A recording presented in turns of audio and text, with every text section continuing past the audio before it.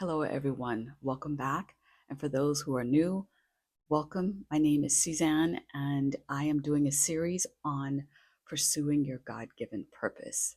I am someone who has wandered and meandered through life, just accepting jobs, taking jobs to pay the bills. And recently, now at the age of 61, I have made it a priority in my life this year and the years following to seek God for the steps on how to get to being that writer that will advance his kingdom forward and bring him glory. And I want to encourage my brothers and sisters in Christ that it's time for us to pursue what God has for us. And that's whether it's writing or you're an artist or a musician or an actor or a interior designer or a fashion designer or an accountant or an entrepreneur or a CEO of a big company, whatever it is, I believe that God wants us in every arena on this planet.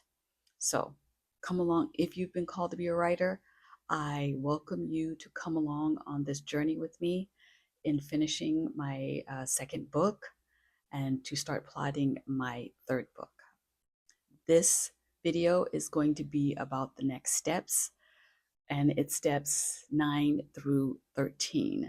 I've already put out videos on steps 1 through 4, 5 through 8. We are continuing on with our steps, starting with number 9, resist distractions with intentionality.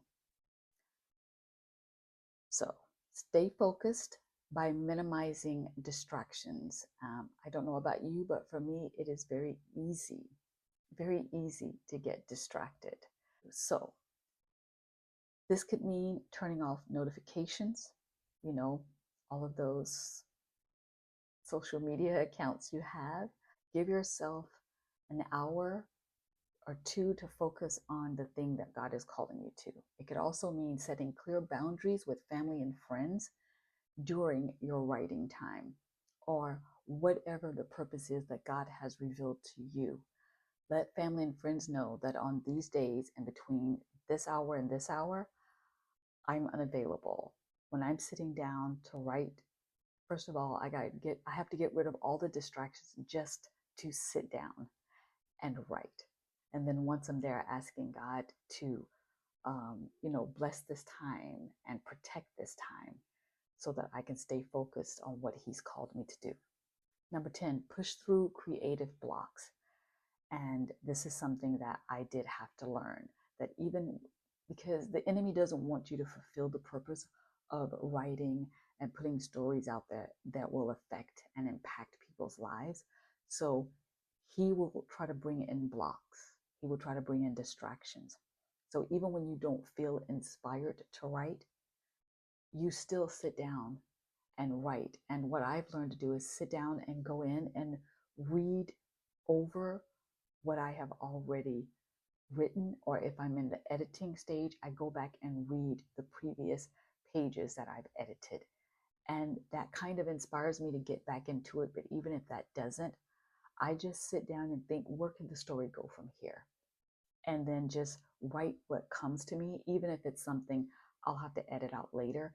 It gets your creativity flowing, it gets you inspired, and then the real writing can take place. But even if that doesn't, don't beat yourself up. Write something, even if it's just a paragraph, write. Stay committed to writing.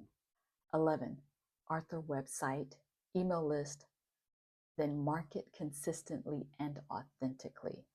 Yes, if you don't have if you don't have a author's website, create one for yourself where you can just blog about your writing journey, blog about your writing process, blog about what you're learning, and then also you can post samples of your writing. Go to God and ask God, how should you market your writing? Because you're not like everyone else, and what you're writing is not going to be like anyone else's. It is a story that God has given to you. So market authentically to who God has created you to be and what He is calling you to do. As an author, your website is your digital home.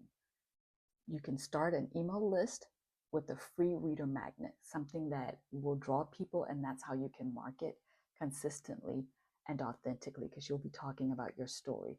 So you can write a short story, and then you can use that as a free reader magnet to put on your social media accounts. Hey, click on this link, put in your email address, and then you will receive the link to this short story, and just give a little synopsis of what that short story is about. Or something that I'm planning to do is a first chapter sample.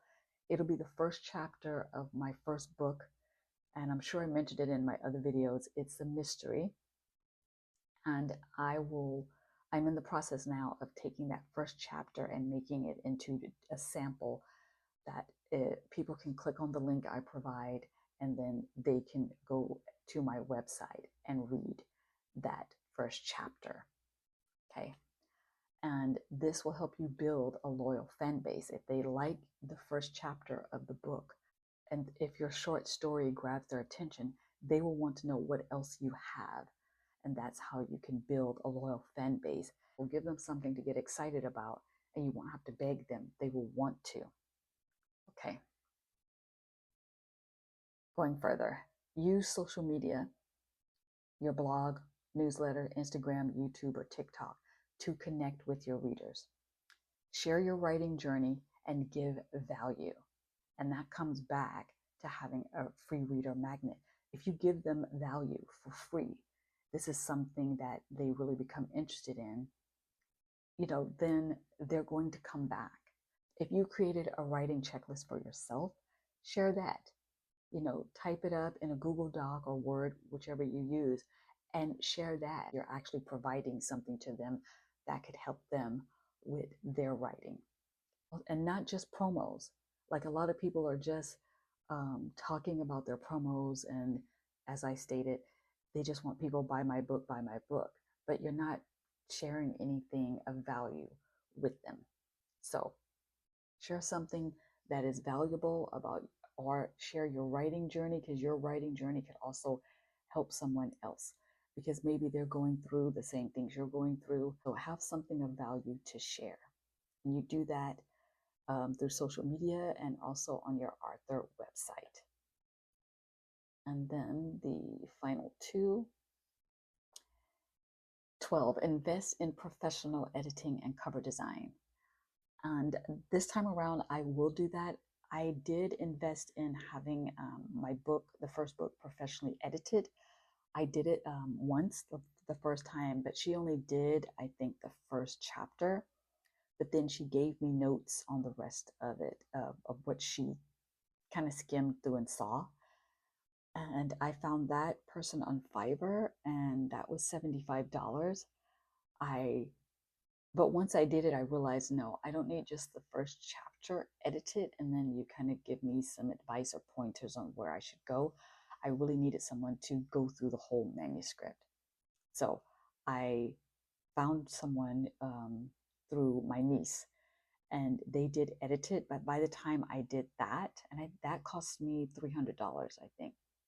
But by the time I got the manuscript back, I was really just tired of that book.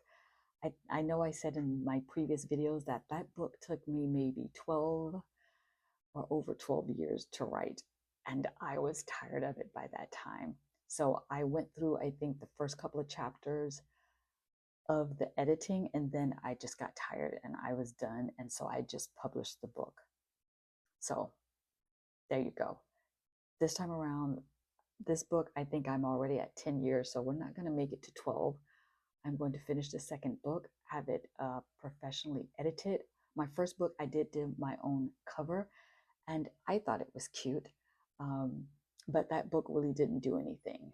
So I don't know if it's just not the right timing and God is going to bless it. I've sought God on it, asking him, should I take it down, and should I go through it, really go through it with a very fine tooth comb, and maybe hire another editor to look at it for me. Right now, he hasn't said anything, so I'm just leaving it as is. I did not even read through the book once I published it. It's there. And that may be the starting place. I kind of have a feeling that's what he's telling me to do, is go and read through it, and then I will know whether or not I need to take it down and have it hire another editor and rewrite it, or is it good and it can stand, and it just wasn't the time for God to do anything with it. But my second book, I do want to have it professionally edited, and I'm not going to, you know, go over it and over it till I'm so sick of it that once I get the edits back, I don't want to edit.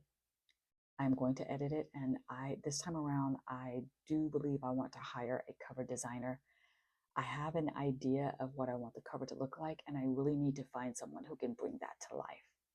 And that is the thing. If you have an idea for your cover and you feel like you can do it in Canva or Photoshop to bring it to life, then great. But if you have an idea for that cover, you can see it, but you don't have that ability to do it, I say hire a professional cover designer. And you can do this through Fiverr, or and that's what I used, was Fiverr for the editors. Like I said, I did the cover design myself, but also I've been hearing a lot about Reedsy. I haven't tried them, but they are supposed to really have professionals, editors and cover designers. And I have a feeling though that will make them a little more expensive than Fiverr. On Fiverr, you can find professionals, but you really do need to see their work and read the reviews to make sure that you're getting somebody whose work will be worth what they're asking you to pay. Okay. And the last, celebrate small wins. Number 13, celebrate small wins. Acknowledge and thank God for every milestone, whether it's finishing a chapter, completing the manuscript, or sending that manuscript out and receiving positive feedback. Celebrate his faithfulness that he brought you through to the end. Celebrate his faithfulness that he's helping you to get started, be consistent, and follow it all the way through to the end. Reward yourself. And that is the other thing. Reward yourself with your favorite smoothie, coffee, a new notebook.